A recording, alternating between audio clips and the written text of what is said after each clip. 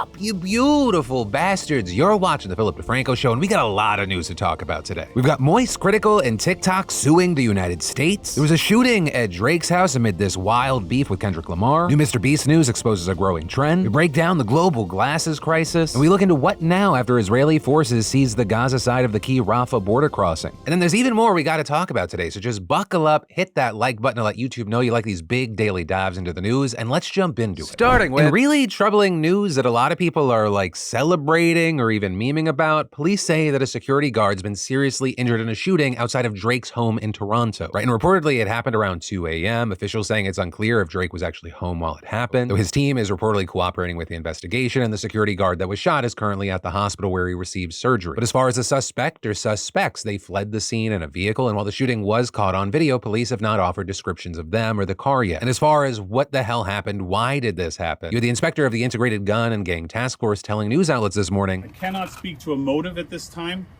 because it's so early, but as we get information, we will share it with you. Right, so currently that remains a very big question mark. But of course, you have a lot of people noting that this is all happening amid a heated feud between Drake and Kendrick Lamar. And while no official motive has been announced, you have a lot of people pointing fingers, right? Noting things like the cover art for Kendrick's song Not Like Us shows an aerial shot of Drake's Toronto home, including the name of the street that he's on. You know, with that photo specifically including markers meant to show sex offenders at the home because the song notably accuses Drake and members of his teams of being pedophiles. And so what we've seen with a lot of this discourse is people believing that it's connected to the beef, and some seemingly excited that this is happening, with some saying things like real rap beef is so back. But of course this is others are just freaked out that people are celebrating this. Writing things like, okay, this is actually starting to get a little too Biggie and Pac now. Let's chill the fuck out. People saying this is getting exciting are the ones to tweet RIP when something happens. You guys have literally learned nothing from history. Some also concerned that Kendrick potentially incited this by sharing the image of Drake's home. But again, it just bears repeating. Police at this point have not said that this is related to their conflict either way. Right, currently you have a lot of different people jump into a lot of different conclusions like they're at a trampoline park. But obviously this is a developing situation, and when we get more details and confirmations, I'll let you know. Though also, just so you don't think I have my head in the sand, like it really would not surprise me if this was connected. Wild accusations, wild threats have been thrown out in all this. You have hardcore fandoms, tens of millions of people are a part of it. And in any situation, all it takes is one person to pull a trigger. But it's important that we wait till all the facts come out so we get a clear picture on this. And then, in really big and interesting behind the scenes online entertainment news, Mr. Beast is reportedly breaking away from his management company, Knight Media, with reports saying that Knight will no longer be his primary talent management agency, and adding that this move shows the growing power creators are getting in the entertainment industry. And you may not realize it, but this is a huge switch. I mean, Jimmy's been working with Reed Duckshore, the founder of Knight, since 2018, right back when he was getting between 450 million to 2 billion views a year, whereas today he's this powerhouse that brought in 32 billion views in the last year. But all of this is according to Semaphore, things started to cool down in their relationship, with them saying one of the biggest issues is that Reed didn't want to move from Texas to North Carolina where Mr. Beast is headquartered. And while Knight does have other big clients, Mr. Beast was by far the biggest. So this can be seen as a big loss for them, though according to Bloomberg, Reed will still work with Mr. Beast on the Feastables snack brand, with Mr. Beast also giving a statement to the outlet saying, as the company develops and our needs change, he and I continue to have a great relationship. At this point, it makes sense to put full focus into the growth of Feastables and for me to start building my own internal team. And Bloomberg confirming that even after this split, he's not going to be tying himself to representation from a traditional talent agency. Though I will say, while this is big news, it's not completely shocking. Or Mr. Beast is in no way the first major creator to decide to just do things on his own terms. You know, you see examples like the D'Amelio family running a big enterprise, with their agent at the time even leaving the firm UTA to become the president of their multi-million-dollar organization. But also, I will say what I found most interesting about the reporting around this situation is that you had places like Semaphore closing their piece saying that Mr. Beast's choice, it's also a risk as Donaldson seeks to break away from the infrastructure of a new industry, saying Donaldson plans to work with a range of talent agencies on a non-exclusive basis,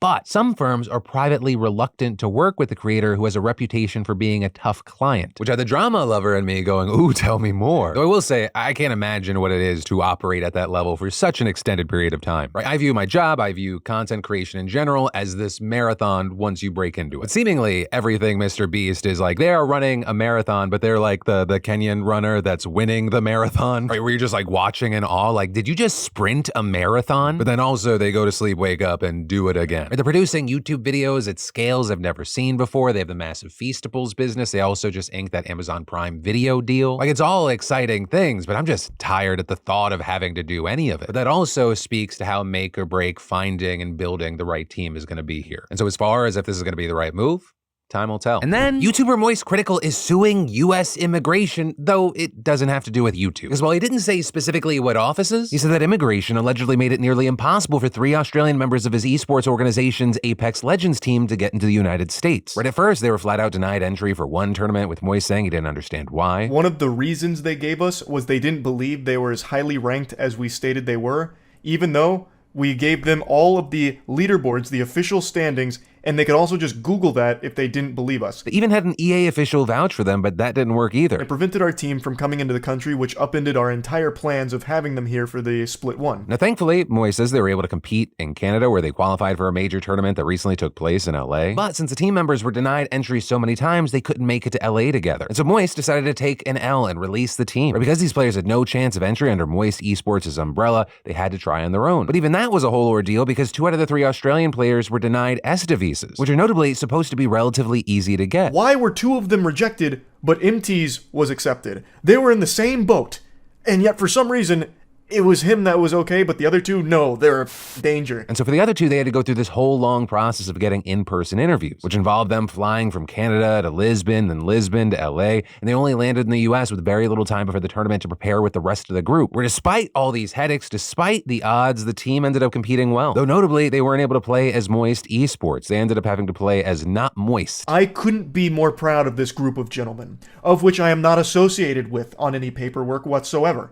They are not our team. They literally are not our team, but I am still very proud of this group. But still with all this, he claimed that U.S. immigration put them through unnecessary and potentially illegal obstacles to get to this point, with his lawyers agreeing that this process was mysterious, leading to the decision to sue. It seems like there were quite a few no-nos that were committed here, and some protocol that wasn't followed, and a lot of just big red flags, like some big problems, and it just really seems like the U.S. immigration agent handling our case either didn't like us, or just really didn't feel like doing their job. He even went as far as to claim that this whole system, the Constitution itself, is corrupt, saying that even if they win their case, they won't be paid out any damages, even though this is such an expensive process and there is lost income. Right? The best that'll happen is the decision is overturned. And Moist, saying himself that suing over matters like this, it's not uncommon. In fact, if you look into it, in recent years, we've seen a number of athletes at the professional and college levels having these problems. And while there are a few one-to-one examples that align with Moist's situation exactly, it does show that it is a much larger issue than just this one incident. For example, back in 2020, the Buffalo Sabres hockey team sued federal immigration officials after a green card for their trainer was rejected, where the team there was sponsoring a doctor from the UK for permanent residency, with them specifically seeking a visa for applicants who show that they're exceptional in their fields of work. And so you had lawyers showing his peer-reviewed research, some of which is actually used by the NBA and NFL, but officials denied him. And there we saw the Sabres saying immigration services failed to follow their own rules, and with that saying it caused them financial harm and disruption in caring for its athletes. But there, immigration officials eventually reversed course, prompting the team to drop the lawsuit. And also a key thing is that Moist's story comes at a time when the Supreme Court is actually weighing a case regarding visas, with that centering around a woman who said that the government violated her constitutional right to marriage when they denied her Salvadoran husband a visa, partially because of his tattoos, with the government believing that he was a gang member based on his tattoos and background check. And while he denied the tattoos were gang affiliated and a court-approved expert agreed, the federal government claimed that it didn't violate the right to marriage because the couple could live together outside of the U.S. And this is according to the LA Times. Right now it seems like the Supreme Court is skeptical about the couple's case. But it's important to see what happens there, because this is a big case, with Bloomberg Law explaining it raises what due process applicants are entitled to in cases of a visa denial, and noting that a decision could have ripple effects for other visa categories like employment-based visas. So while parts are far from the issues that Moist specifically had here, it is an important and hot topic right now. And in many ways, this speaks to his frustrations with how much power and impunity immigration offices have. That if you want to challenge these decisions that you either don't understand or you don't agree with, that it's going to come with a monstrous uphill battle. And then Charlie isn't the only person suing the US today, because TikTok is now suing the US government, with NBC News reporting that TikTok filed a lawsuit this morning in the US Court of Appeals for the DC Circuit, and in that arguing that the Protecting Americans from Foreign Adversary Controlled Applications Act, right, the one meant to make the Chinese owners sell the app or have it banned, that it violates constitutional protections of free speech. With TikTok claiming in the lawsuit, for the first time in history, Congress has enacted a law that subjects a single named speech platform to a permanent nationwide ban and bars every American from participating in a unique online online community with more than 1 billion people worldwide. Now, as far as what this means for you, right, if you're someone that uses TikTok, the really big thing is that this changes the timeline. Right, because of this bill that was signed by Biden, ByteDance, which owns TikTok, they essentially had a year to figure things out. But by jumping into this lawsuit, no matter how it ends, at the very least, it extends the timeline probably years. That is a lot of time for creators to diversify where you post stuff and where your audiences exist. Kind of like how the majority of people watch my show on YouTube, but I push to PhillyD.tv and Spotify and Apple Podcasts. And again, that is separate from how the lawsuit itself will actually end, right? Because as outlets like Axios have noted, TikTok says the government hasn't met the burden of proof required around its claims around the app's risk to data security. With the lawsuit reading, Congress itself has offered nothing to suggest that the TikTok platform poses the types of risks to data security or the spread of foreign propaganda that could conceivably justify the act. By saying that at most they have offered speculation, not evidence. But, all of this is playing out as you have people like reportedly an associate clinical professor of law at Cornell University and an associate director of its First Amendment clinic saying TikTok has prevailed in its previous First Amendment challenges, but the bipartisan nature of this federal law may make judges more likely to defer to a congressional determination that the company poses a national security risk. But also adding, without public discussion of what exactly the risks are, however, it's difficult to determine why the court should validate such an unprecedented law. Right? And so the road is now laid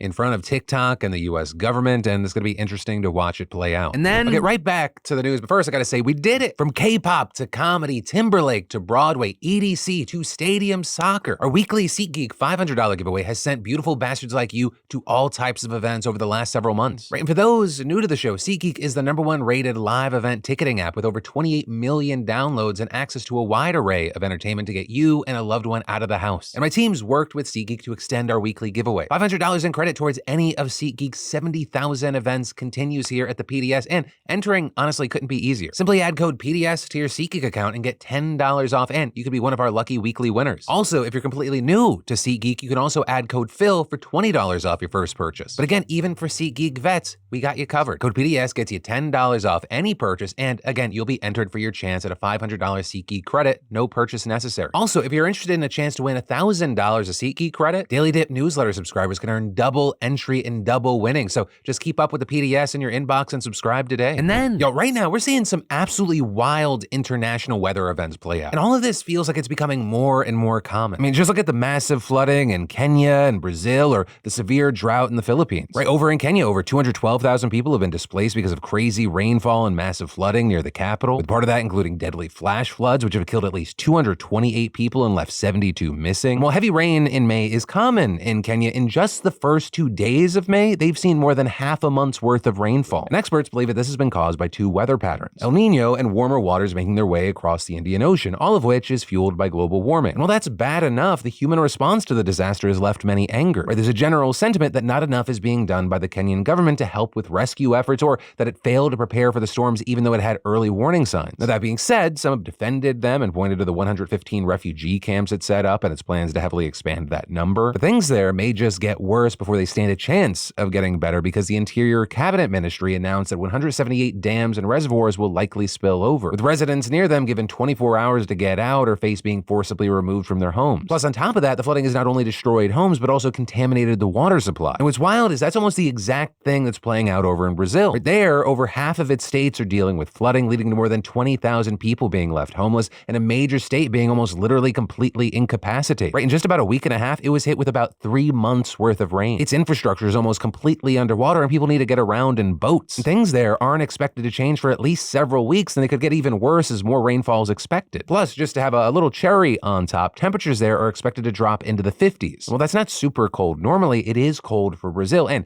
because it's so wet right now, there's a high chance of hypothermia. So all of this is people worried that if things get much worse there could be a serious civil unrest as people struggle to get basic necessities like water, which to some might sound ironic, but there is a massive difference between flood water and clean drinking water, or even what you would use to bathe. But then, if you travel across the globe, you can experience the exact opposite of the problem there. The Philippines not having nearly enough water as it's struggling with a huge drought. In fact, it's so bad that some dams and reservoirs have literally almost no water left. I mean, it's to a point that a town that was submerged in the 1970s to make way for a reservoir is once again on dry land. Now, that said, that has happened before, but what is notable is that this is by far the longest it has been like this since the dam was built. And while not having enough rainfall is bad enough, if you add in this ongoing heat wave and the humidity, there's a real recipe for disaster there, especially when you remember that things like air conditioners aren't exactly common for most households there. So this also means that across the country, millions have been affected as schools are being shut down. Office workers are being told to work from home as it's too dangerous to commute around. Right, and this is the heat waves not just in the Philippines, but across all of Southeast Asia. With us seeing Bangladesh suspending classes for 33 million students. Over in Thailand, over 30 people have died of heat stroke just this year so far. And those last words are the biggest ones, so far. Especially as I doubt this is going to be the only record-breaking weather event we talk about this year. And then, what kind of present do you get Vladimir Putin? Right, how many of us have been in that position where we're like, what do I get Vlad? He's so hard to buy for. Whatever he wants, he just gets for himself, or more specifically, he takes, whether it be power or land or life. So it might not be the most shocking thing to find out that with Vladimir Putin being inaugurated for his now 5th six-year term in a fancy celebration this morning, that his cronies wanted to make it an extra special celebration by gifting him Zelensky's assassination, as well as,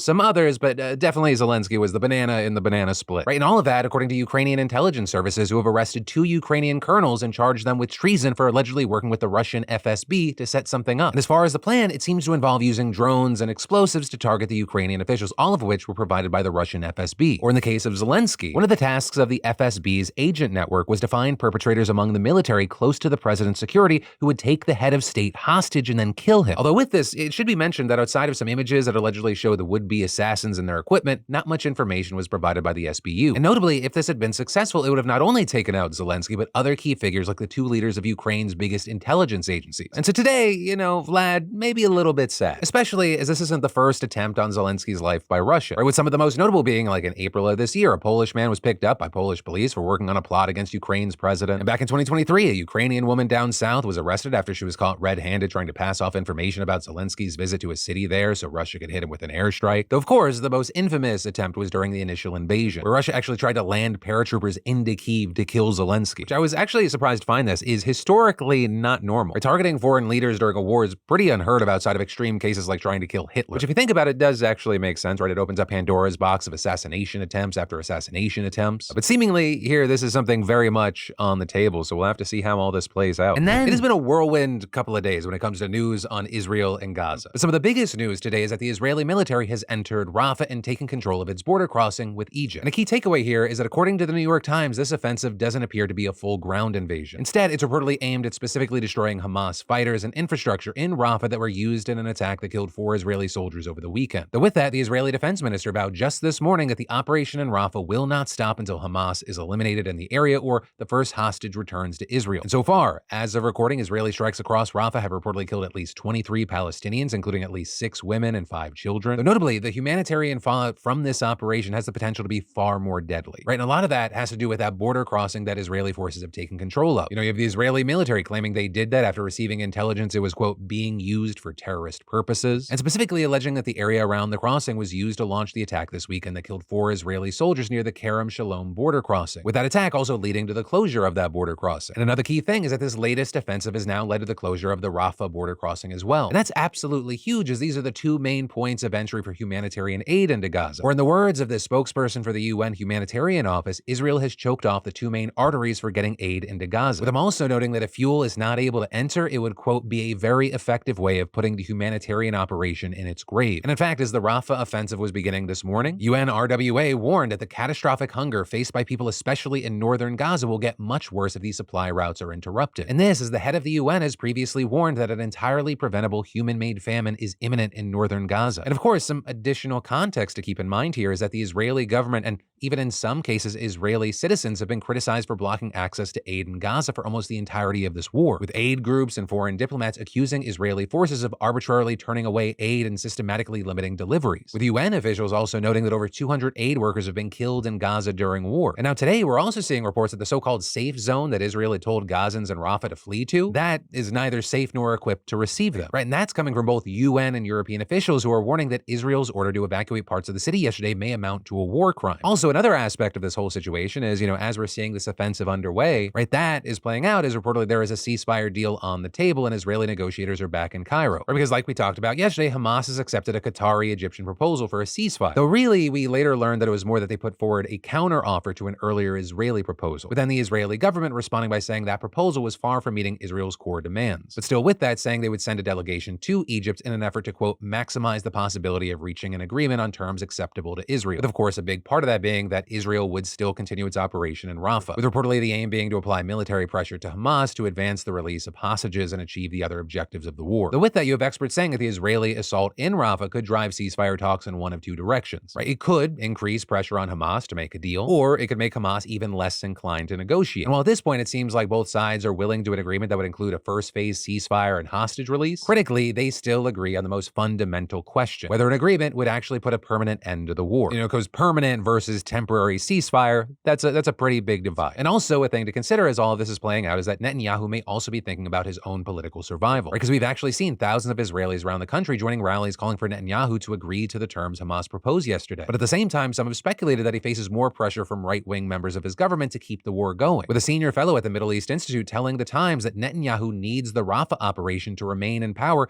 and to appease the fanatics in his coalition, and adding there that Netanyahu himself has little to gain from a ceasefire deal and a lot to lose. Though all of this playing out as other experts are saying that Netanyahu might be trying to find a balance between both sides, right? Especially as you have the United States and Biden repeatedly warning Netanyahu against a full-scale assault on Rafah, right? Notably, all of that as Biden himself is trying to do his own balancing act. But for now, everything is still developing. It's all happening in real time, and we'll have to wait to see what happens from here. But in the meantime, of course, I'd love to know your thoughts. And then, heart disease is no joke. And like most families, it runs in mine. Throughout my own personal journey these past years, I've been doing all the things that we're told to do, from changing my diet to adding in more cardio, where these are good things. They are big changes that can be hard to maintain at the level needed in order to make a difference. And then recently I found out about the fantastic sponsor of today's show, SuperBeets Heart Chews. Not only are SuperBeets the #1 doctor, pharmacist, and cardiologist recommended beet brand for cardiovascular health support, they have over 100,000 5-star reviews, which, that's 100,000. That's saying something. And with just 2 tasty chews a day, that I'm not kidding, they taste good. You get your daily blood pressure support while promoting heart-healthy energy without the stimulants. Paired with a healthy lifestyle, the antioxidants in SuperBeets are clinically shown to be nearly 2 times more effective at promoting normal blood pressure than a healthy lifestyle alone. And SuperBeet chews make it easier for me to confidently maintain heart health matters, especially since they're so small and I can take them on the go. It really couldn't be easier. So double your potential with SuperBeets Heart Chews. Get a free 30-day supply of SuperBeets Heart Chews on all bundles and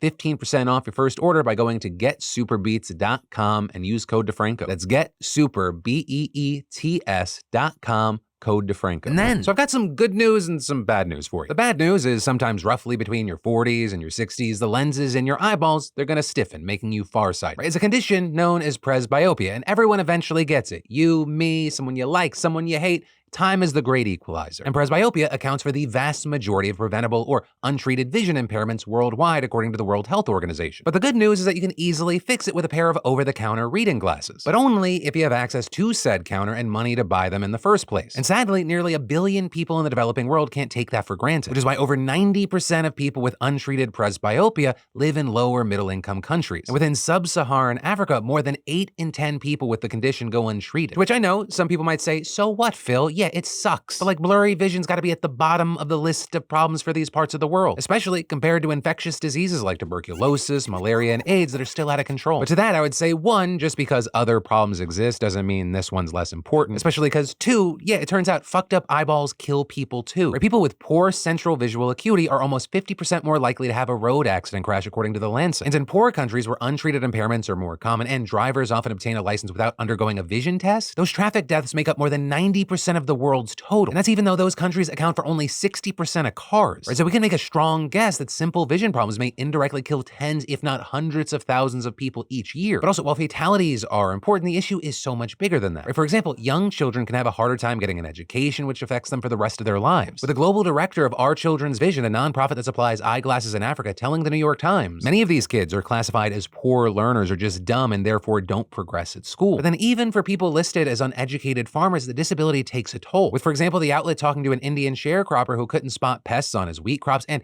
accidentally sprayed the wrong insecticide because he misread the label, as well as other examples like coffee farmers in Bolivia who couldn't tell which beans were ripe. And, it's not just inconvenient, it's detrimental. Right? According to the World Health Organization, the world loses a projected $400 billion in potential productivity every year because of vision impairment. And that, despite there being a surprisingly easy fix. With The Lancet reporting that simply giving Indian tea pickers reading glasses made them 22% more productive. And for those over the age of 50, that number jumped to nearly 32%, which brings us to the most recent study that shows how these gains translate into cold, hard cash. Because if we can't appeal to people's hearts, why not their wallets? Because we saw researchers picking out a group of over 800 far-sighted tea pickers, weavers, seamstresses, and others between the ages of 35 and 65 in Bangladesh. They then gave half of them free reading glasses. What a shitty time to be a part of the control group. But when they followed up, 8 months later, the ones with glasses were making 33% more money than the ones without. And some people who were previously unemployed, they found work. And all of this, even though barely more than a third of them were literate. Because even if you can't read, reading glasses also make it easier to thread needles and stitch clothing, for example. Which is also why one tailor even called the glasses his lifeline and said that they caused his income to double. With other research also noting how presbyopia makes basic things like cooking, using a phone, or recognizing money more difficult. And in many villages, the benefits can be social as well as economic for women in particular. With the Bangladesh country director for Vision Spring, a nonprofit that took part in the study, explaining to the Times, when it takes longer to sew and clean, or you can't pick out all the stones from the rice, in some households it results in domestic violence. Though of course, there specifically, eyeglasses are more of a band-aid fix than actually addressing the deeper problem. But social and economic impacts aside, improving people's eyesight also improves their quality of life. With, for example, the Times describing how a 12-year-old boy in India had to give up flying kites, then cricket, and then his dreams of becoming a pilot. And adding that his constant squinting gave him headaches and he dreaded walking home for fear of being hit by traffic. And all of that as the World Health Organization notes that adults with vision impairment can suffer higher rates of depression and anxiety. And for older adults, they're more likely to experience social isolation as well as falls and fractures. Which also, just to be clear, this is not to say that people with low vision or no vision, they can't live life to the fullest. Right? And I also want to preface, the following words are not from me, they are from Chris on my team. Take it from the blind guy that's working on this story with me. They certainly can. Chris is out here trying to get me canceled. But, he said we can still work within the limits of what different people's bodies can do to maximize their functionality. And in that respect, the right pair of glasses can be as life-changing for a low vision person as a good cane, screen reader, or other assistive tech are for a totally blind person. And notably, compared to the typical public health problems policymakers usually focus on in poor countries, addressing presbyopia is exceptionally cheap and easy. It actually takes very little training to get community workers to do fittings for new eyeglass customers. And a single pair can cost only a couple of dollars to produce, sometimes even as low as 50 cents depending on the factory. And so the World Health Organization estimates it would only cost around $25 billion to fill the gap of unmet vision impairment needs globally. Which again, to appeal to people's wallets, that's pennies on the dollar compared to the $400 billion in productivity losses I mentioned earlier. Which remember, that is per year. But because of a lack of resources and a general unawareness about the issue, governments and philanthropists devote almost no money to it. Plus, poor countries tend to regulate the market much more strictly than we do in the US and Europe. So whereas you and I in the developed world can just go pick up a pair of reading glasses at the drugstore, people elsewhere have to first get a prescription from a vision specialist who may not even be available in certain regions. And as many populations around the world grow older and older, the need for basic eye care services and products will only increase. And so with all that said, I'm going to put links of one of the orgs I mentioned, Vision Spring, down below in case you feel compelled to donate. But also with everyone, I'd love to know your thoughts on this. Because in retrospect, it's so obvious that this would be such a widespread problem, but it was very eye-opening to learn about. And then finally, today we have commentary where we calm things down a little bit. We shoot the shit like friends. And we also dive into the comments in yesterday's show and